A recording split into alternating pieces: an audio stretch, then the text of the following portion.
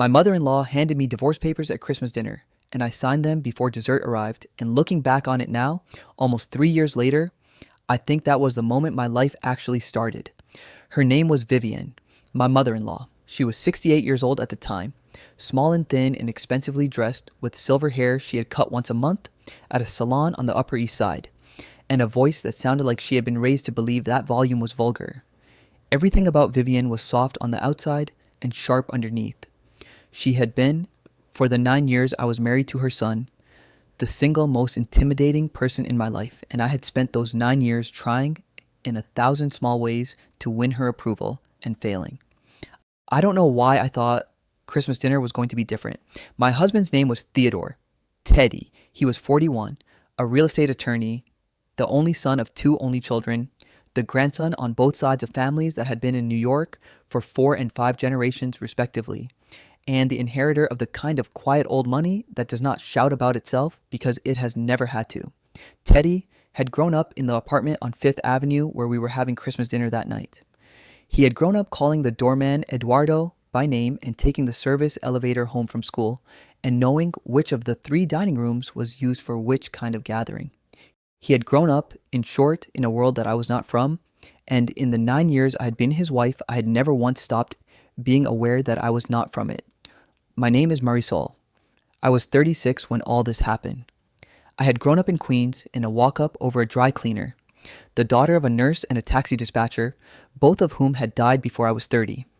I had put myself through college and then through graduate school in art history, and when I met Teddy at a gallery opening in Chelsea, I was working as an associate curator at a small museum in Brooklyn and making $42,000 a year and living with 2 roommates in Astoria. He had walked up to me in front of a Joan Mitchell and asked me what I thought of it, and I had said, truthfully, that I thought it was the best painting in the show, and he had said, "You're right, it is," and then he had asked me to dinner. On our second date, he took me to a restaurant I had only read about in magazines. On our 5th date, he took me to meet his parents. His mother opened the door of the 5th Avenue apartment in a cream cashmere cardigan and a single strand of pearls, looked me up and down, smiled with only her mouth, and said, "Oh, how exotic of Teddy." I had been 26 years old. I had not known yet what that sentence meant, or rather, I had known exactly what it meant, and had decided to pretend I didn't, because it was only the 5th date and Teddy was the kindest man I had ever met. And I had not yet learned that the people you love can sometimes be the softest part of a very hard family.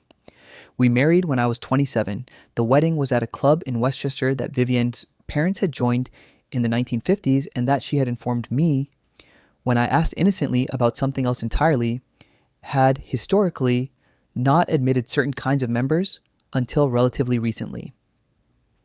I had nodded and smiled and said how interesting.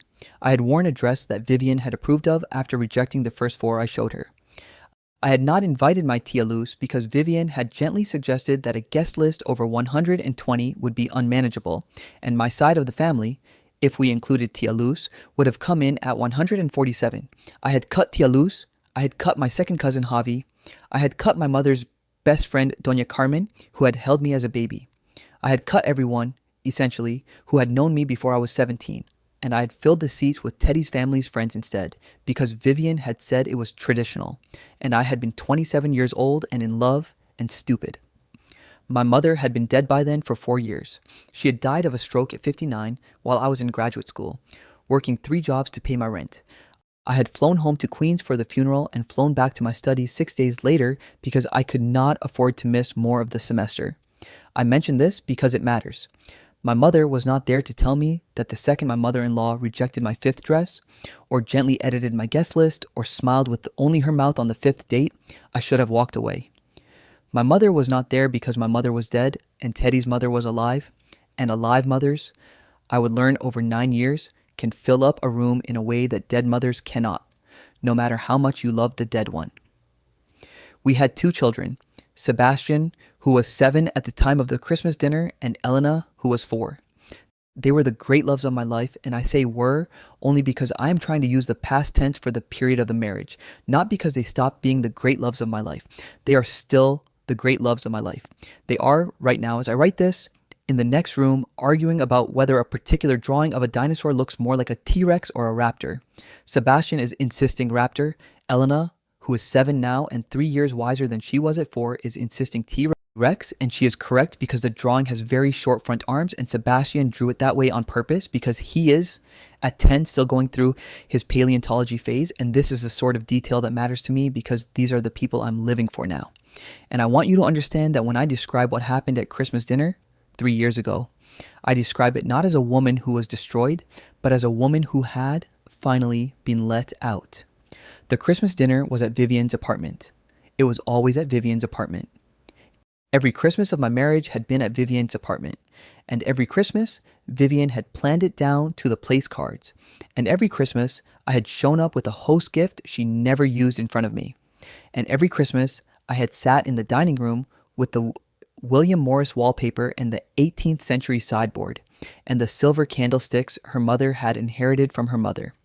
And I had eaten prime rib, because Vivian served prime rib at Christmas, and I had smiled politely at stories about people I did not know, and I had watched Teddy become, slowly, over the course of the evening, someone I recognized less and less until by dessert he was speaking in a slightly different cadence and using slightly different vocabulary and laughing at his mother's jokes in a way that made my stomach tighten. Teddy was a good man. I want to be very clear about that. Teddy loved me.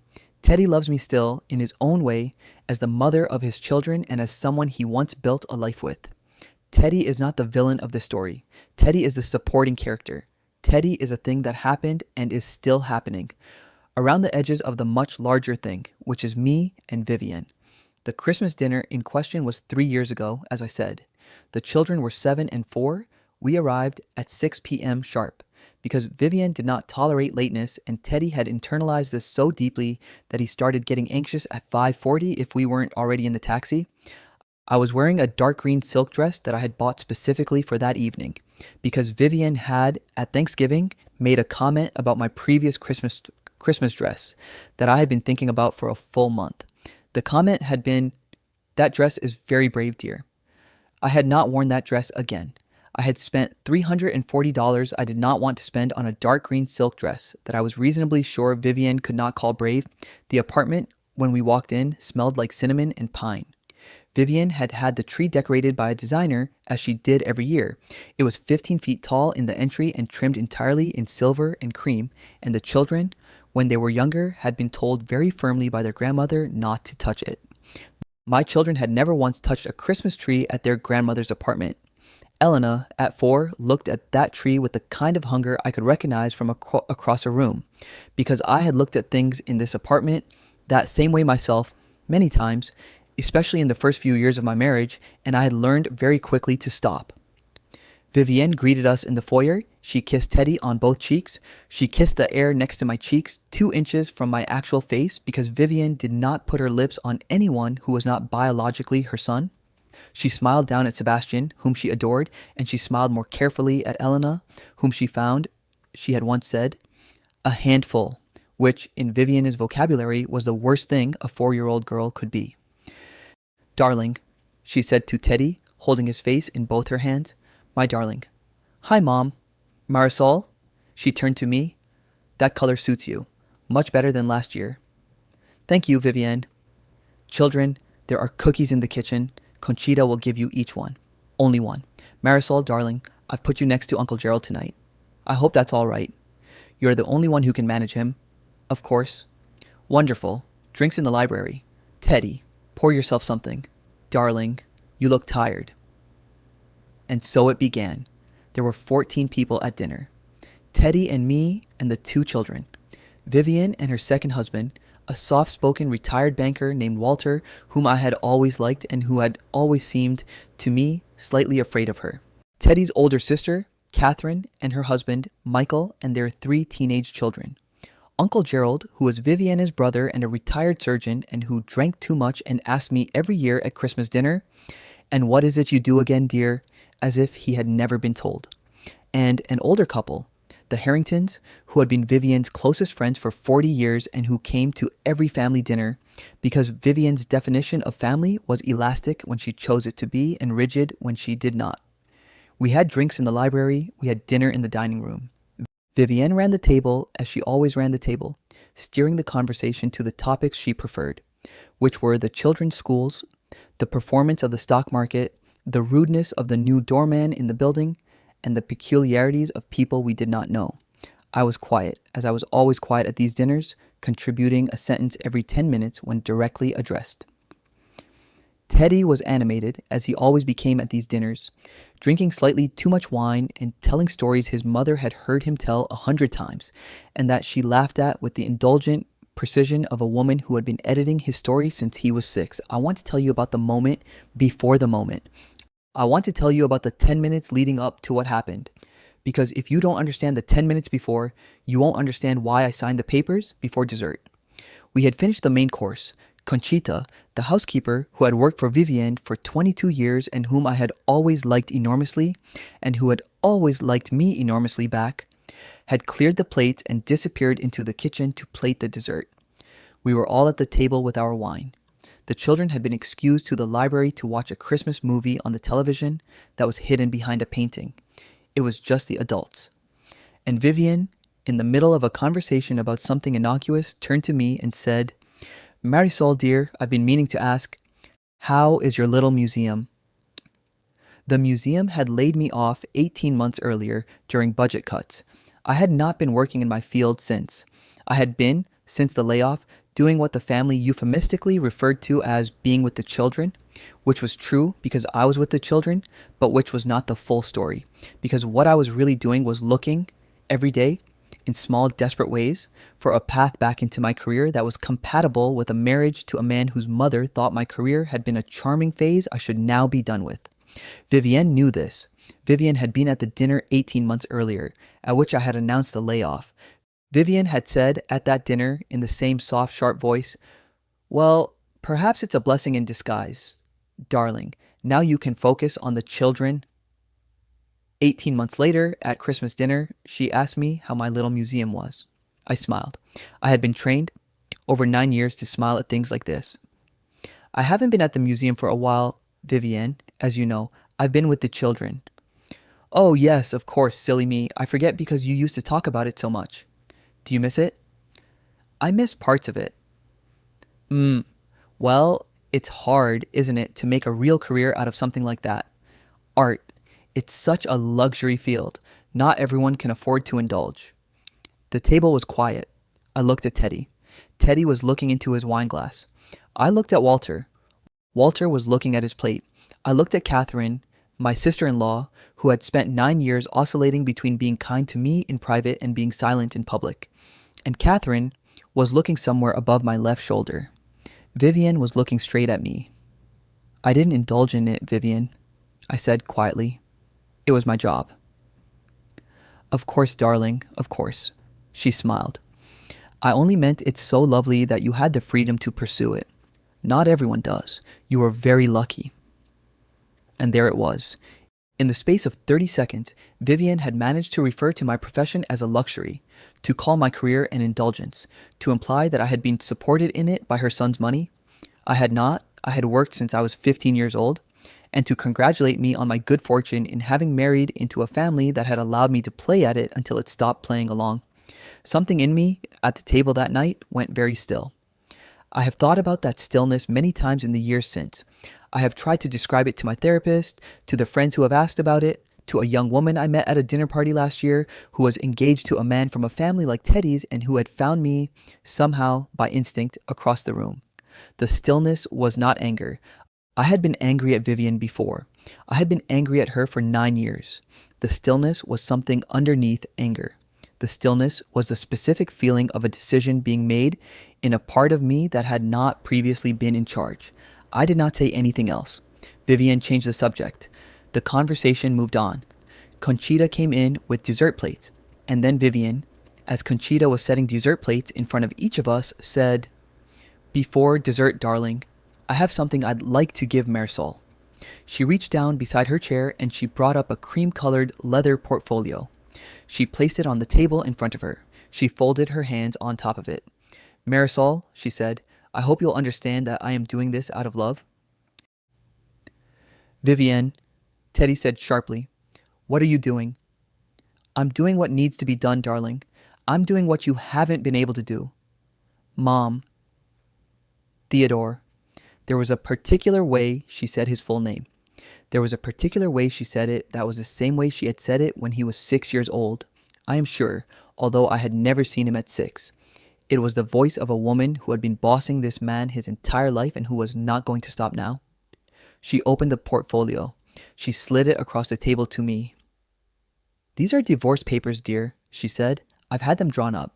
The terms are extremely generous. You'll see. My lawyer is a friend. I've asked him to prepare everything in a way that I think you'll find fair and even kind. There is an immediate lump sum.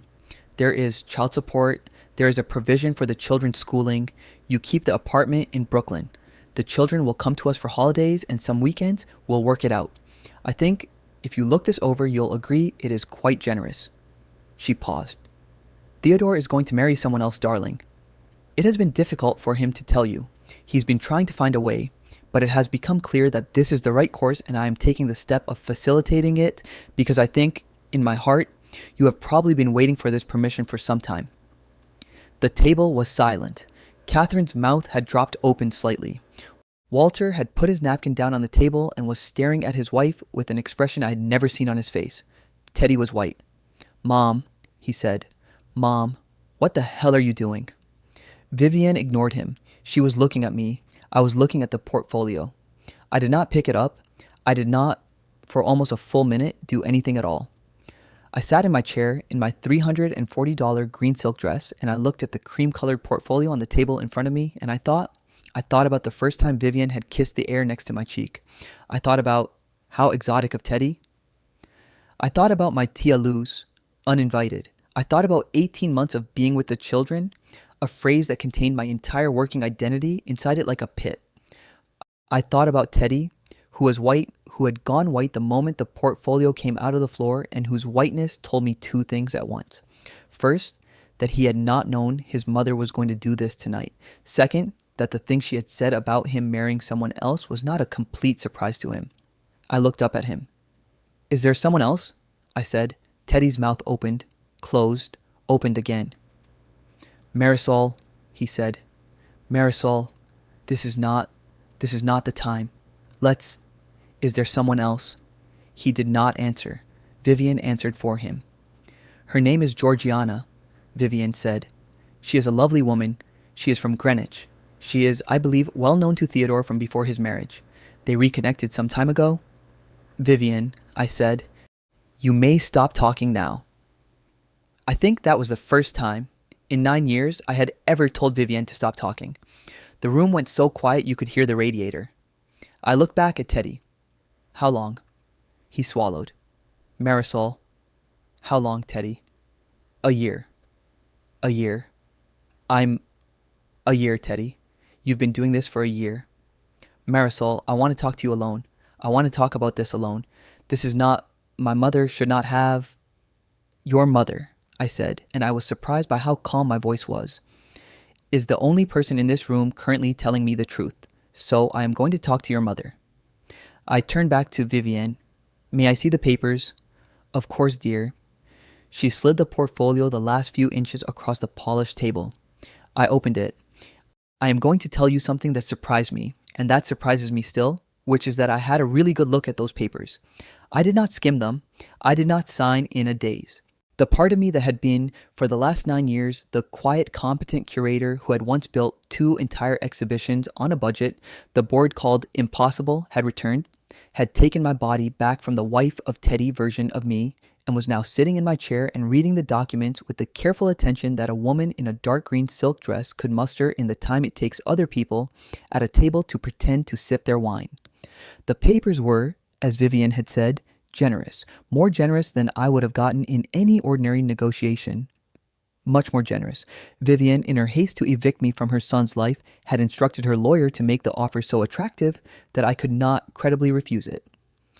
There was a lump sum of an amount I will not disclose, but which I can tell you was enough to buy outright the apartment in Brooklyn, which was already in both Teddy's name and mine, but had the mortgage paid off upon divorce as part of the settlement. There was a trust established for each of the children, both for their schooling and for their eventual adulthood. funded upfront and not tied to any further behavior by anyone, which meant that my children, regardless of what happened to Teddy or to his marriage to Georgiana of Greenwich, would have their education and their futures handled. There was monthly child support at a figure that was considerably above what a court would have ordered in New York.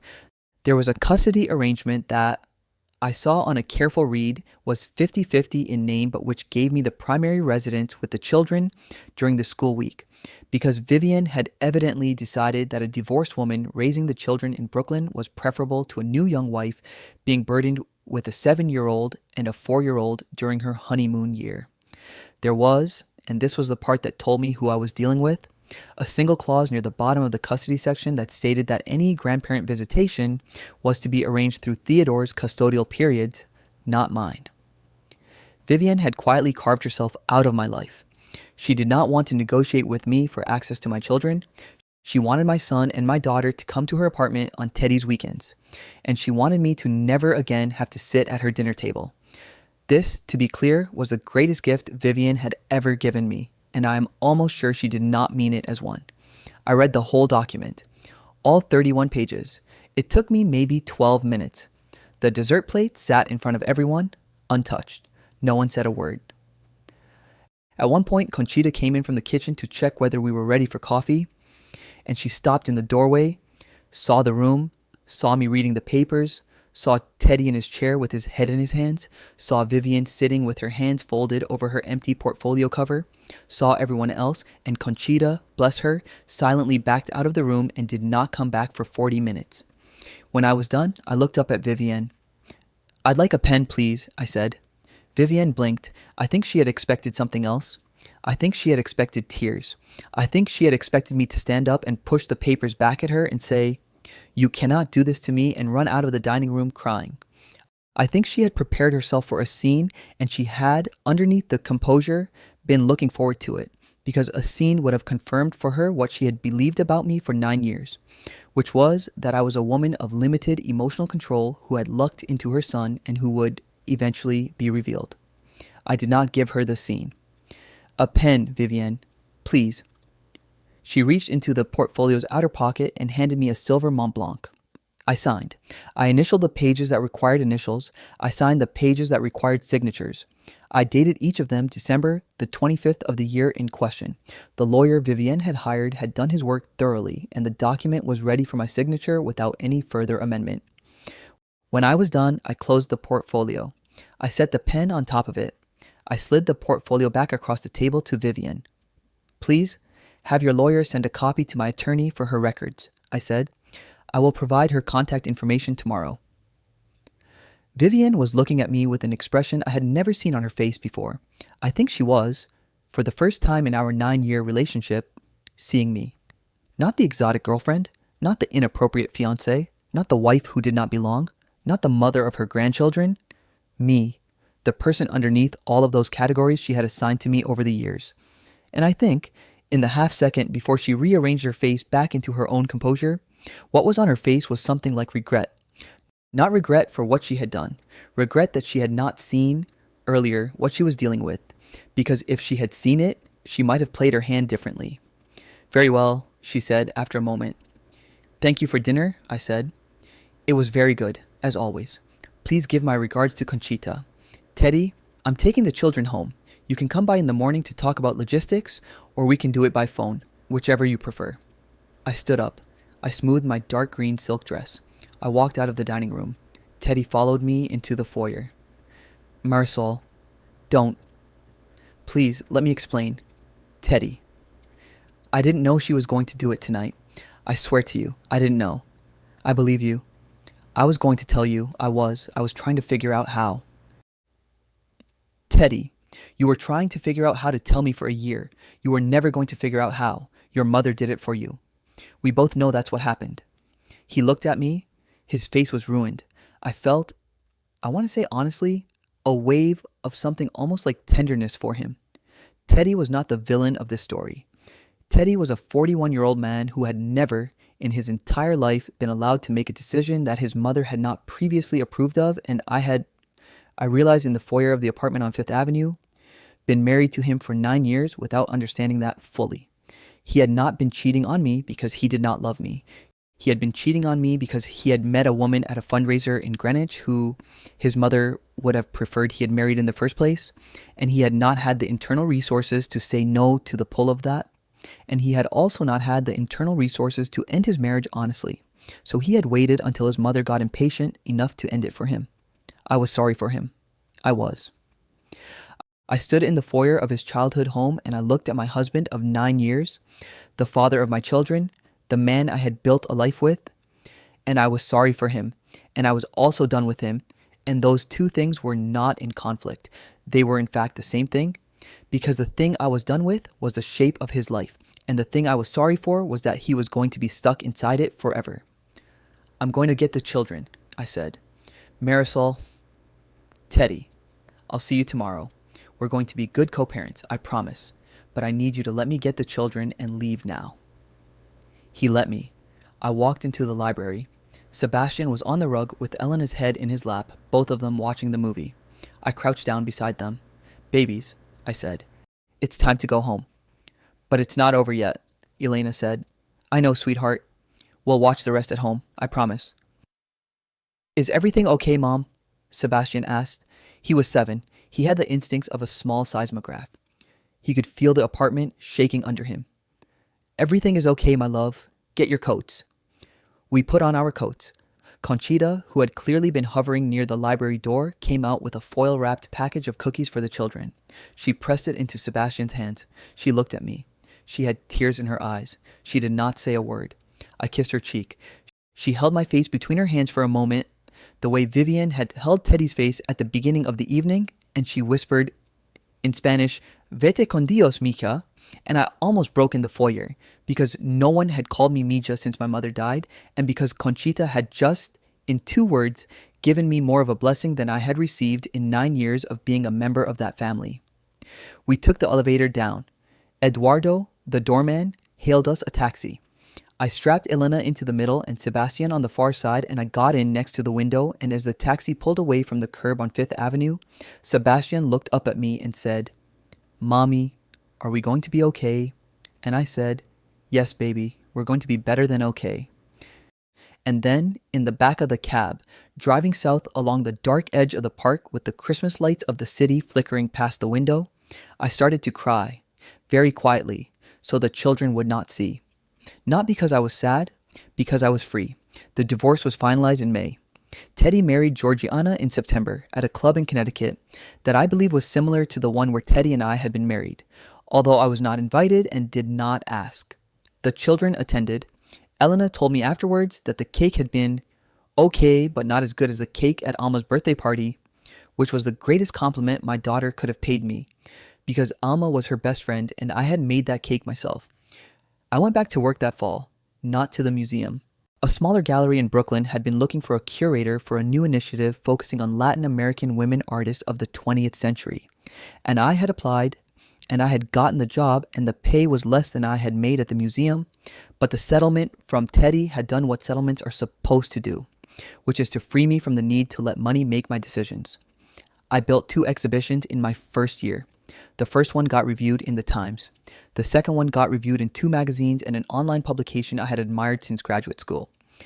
Neither review mentioned my ex-husband, my ex-mother-in-law, my dark green silk dress, or my Tia Luz, although I thought of all 4 of them. In order, the first time I stood in the gallery alone and watched strangers walking through an exhibition that I had made.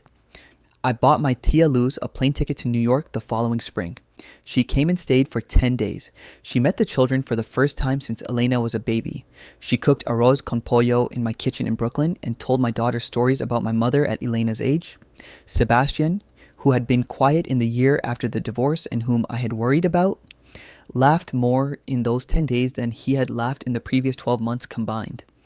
When she left, at the end of the visit, she hugged me at the door and said into my ear, Tu mamá estaría tan orgullosa de ti, and I cried, then, properly, because I think the thing I had been waiting 9 years to hear was exactly that, and my mother had not been alive to say it, but her sister had been alive to say it for her, and that was, it turned out, enough.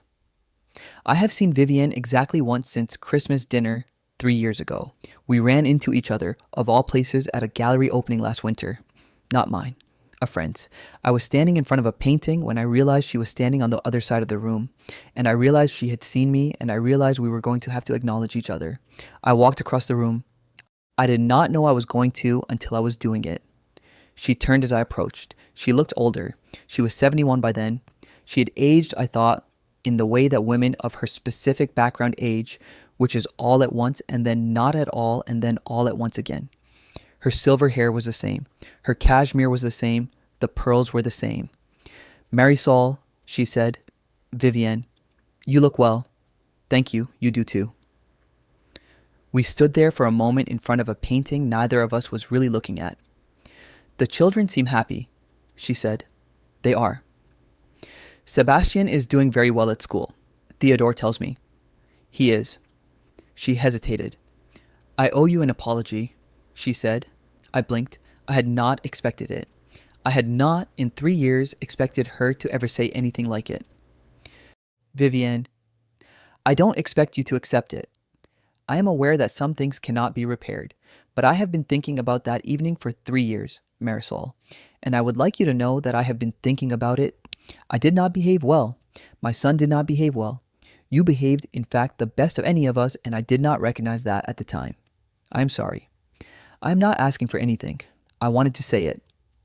I looked at her. Vivienne of the cream cardigan. Vivienne of the William Morris wallpaper. Vivienne of the single strand of pearls and the expensive haircut and the voice that had spent 9 years telling me in 100 small ways that I did not belong.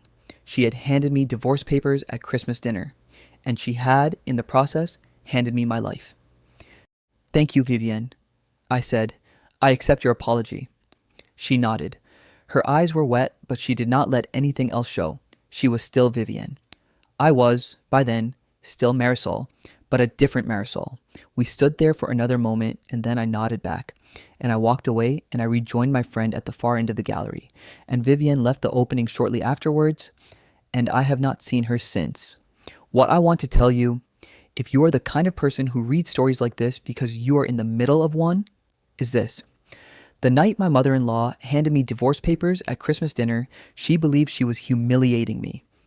She believed she was performing for her family and her closest friends and her son, the final act of my 9-year failure to become someone she could love. She believed, when she slid that portfolio across the table, that she was ending me. She was not ending me. She was starting me. I had been ending for 9 years before that dinner. I had been slowly, quietly, expensively ending in $340 dresses and carefully edited guest lists and dinners where I was the woman sitting next to Uncle Gerald because I was the only one who could manage him. The version of me that Vivienne thought she was destroying that night had already been mostly destroyed by the time I walked into her apartment. What she did not understand, because she had never experienced it herself, was what happens when someone like her finishes the job. What happens is that you get to find out what is left underneath. What was left underneath for me was a woman who could read a 31-page legal document at a dining table while 14 people watched her in silence. A woman who could sign her name where her name needed to be signed. A woman who could walk out of an apartment on Fifth Avenue in a dark green silk dress, collect her children from the library, and get in a taxi home without crying until the cab was moving, because her children needed to see her steady. A woman who could, 3 years later, stand in front of a painting in a gallery in Chelsea and accept an apology from the woman who had ended her, not because it made up for anything, but because she no longer needed it to. I signed those papers before dessert arrived, and I have not regretted it for one day since. Not one. Not once. The cake at my daughter's birthday party was very good that year. Elena was right about it. I made it myself, from a recipe my mother had taught me in a walk-up over a dry cleaner in Queens. And when my daughter blew out the candles, she looked up at me with her whole face shining, and I thought, this is what I was saving myself for. This is what Vivienne handed me, by accident, by trying to take it away. This whole life in this small kitchen with this small girl and this small cake and this whole enormous unexpected freedom.